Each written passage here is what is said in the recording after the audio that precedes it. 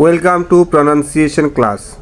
ইংরেজি ভাষার একটা বিশেষ বৈশিষ্ট্য হচ্ছে কিছু শব্দ আমরা এই ভাষায় পাবো যেই শব্দগুলো আপনি স্পেল করার সময় লিখবেন কিন্তু প্রনাউন্সিয়েশন করার সময় সেগুলো উচ্চারণ করবেন না।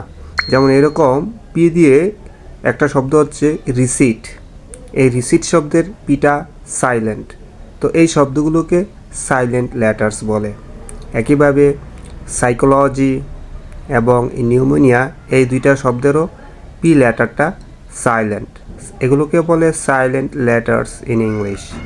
সাইলেন্ট বি, ড্যাট, এই ড্যাট শব্দটা বি সাইলেন্ট পাবো আমরা। এছাড়া সাটল এবং ডাউট এই দুইটা শব্দেও আমাদের উচ্চারণে সতর্ক হওয়া উচিত। এই দুইটা শব্দেও বি উচ্চারণ হবে না, বি সাইলেন্ট থাকবে। তাহলে debt, doubt, shuttle. Silent H, honest, hour. Silent T, listen, castle, fashion. Silent K in English, knife, knock, know. এখানে কে শব্দটা সাইলেন্ট।